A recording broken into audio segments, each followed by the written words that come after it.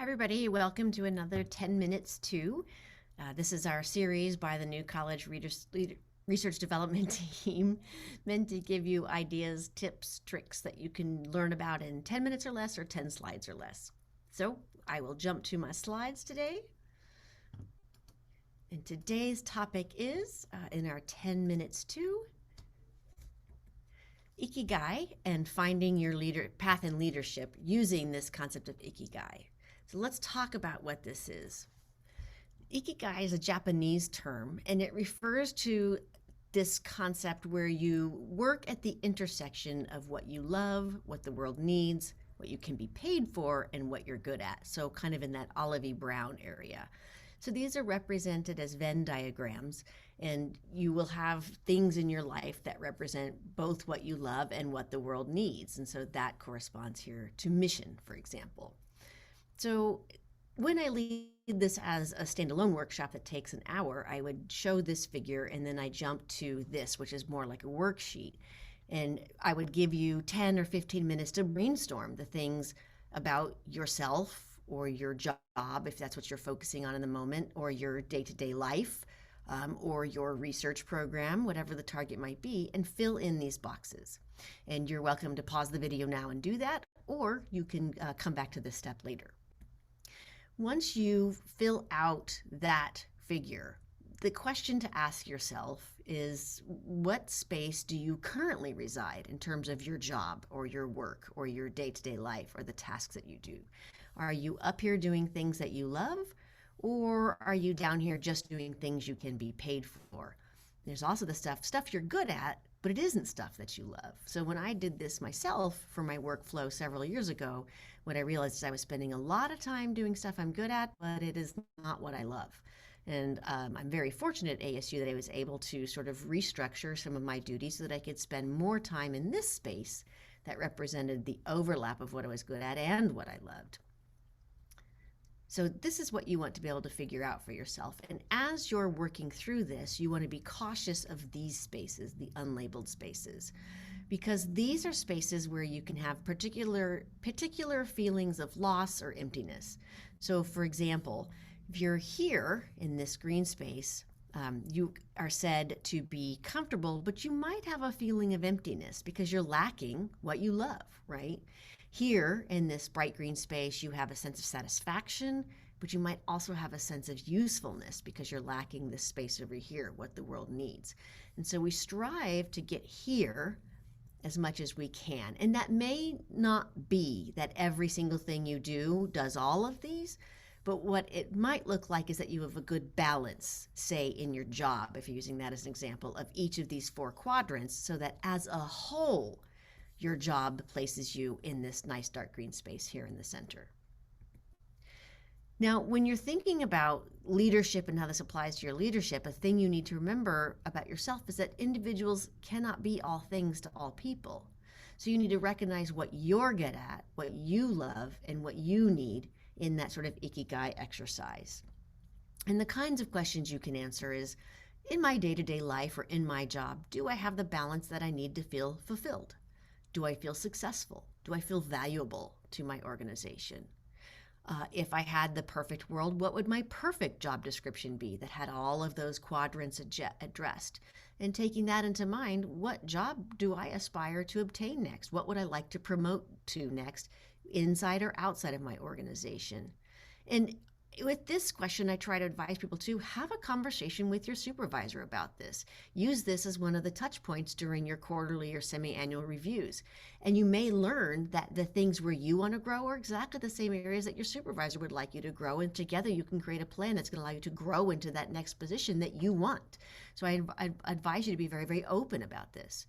And then you can also ask yourself, how can I be a leader in my job? How can I lead others and have that sort of sense of responsibility?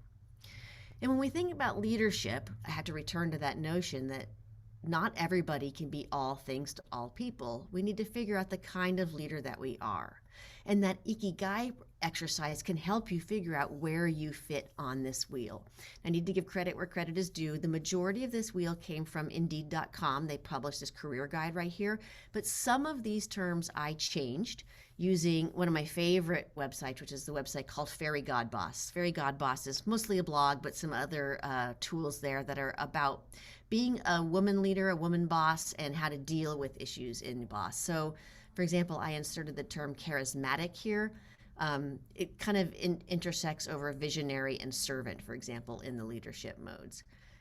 So if you want to get better descriptions or definitions of exactly what these are, click on either of these links, or Google those up, and you can learn about which of these are you. Now, most people are not just one of these. Most people are an intersection of these. But what you can do here is take that Ikigai figure that you had and try to map that to sort of where you are on this. So, for example, if you have a lot of emphasis in your Ikigai plot on what the world needs, maybe you're this visionary leader, right?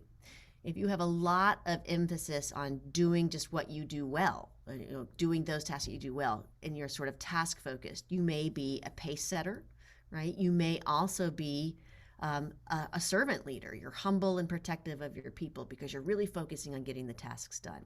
So I urge you to identify where you fit and which spaces you fit. It will almost surely be more than one sort of on this kind of wheel. And then use that Ikigai to match yourself to a leadership style that you either already see in yourself or that you aspire to. So in terms of this, you can then do some goal setting, asking yourself, what kind of leader do you want to be?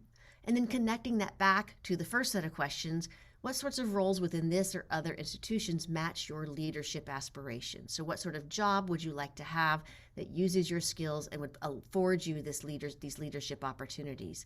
And again, I encourage you to talk to your supervisor about this, because we are all looking for folks who want to come up through the leadership pipeline. And leadership is not just a job title, okay? This is a commitment to how you manage your people, how you manage your day-to-day roles, how you share your knowledge with others, even those that may not be direct reports to you, and how you motivate those around you. And so you should share this with your supervisor and let her know of your aspirations, and then work with him or her to see how you can achieve growth in the areas that you've identified. And you can use, again, your Ikigai mapping here to figure out which attributes sort of match to these roles and aspirations. And then you can use that to show to your supervisor, this is what makes me natural for X, Y, or Z that match to your goals for your roles. A workshop or worksheet that can help you with that, again, I would normally allow folks 10 or 15 minutes to think about this, is this one. And I just provided lines here to get started and a couple of blanks, but you're asking yourself, what kind of leader do you want to be? What are the roles that you can envision for yourself that match these aspirations? What kind of job title or job duties? And then what is it about you personally, identified in your Ikigai, that sets yourself up to do this well? What matches those aspirations? What demonstrates to your supervisor, for example, that you are a natural fit for that role or those duties? And you want to spend some time kind of working this out over time, not necessarily all in one sitting even. You may need to develop this with some thought over time. I've found that creating my Ikigai, I did that digitally so that I could move it around over time, and I could change that. I used just sort of a mind mapping set of software. But once I had a working version, I posted that, I look at it, and it's kind of an area for me to reflect on at different quiet moments in the day. And then I can return to that and move things around as my jobs change, as my personal skill sets change, even as my aspirations change based on things I tried and didn't like, or tried and want to continue doing. But this worksheet can kind of help you in that area. And again, like the concept of individuals, leaders cannot be all things to all people. So this is a task that you may want to ask those who serve with you, who work around you, to also complete. Ideally, in an organization, you have people who are leading who are complementary to one another. You don't want a bunch of carbon copies of you. The organization's not going to move forward that way. You actually want to explicitly make an effort to interact with folks who think differently from you, who have different skills from you, and that complement the way you would lead your people or work with your colleagues, so that the collective then can offer the things that all of the people need, even if it isn't just you offering those things. So the types of questions you can answer through this exercise is, how can I serve in a way that's fulfilling to me? How can I lead more effectively? How would I like personally to gain more leadership experience? What would that look like? And what things would I ask of my supervisor? And who would I put on a team with me? And why? Why would I put those on the team with me and lead the group of people that I lead, or interact with the people I interact? This is not the only book on this concept of Ikigai, but it's one that was recommended to me and I ended up liking it. So if you're so inclined, this one is not super expensive on Amazon. It's an audiobook and a printed book, but there are lots of others if you wanted to look those up. So that's the end of today's presentation. Thank you so much for joining me, and I look forward to seeing you again on another 10 minutes too.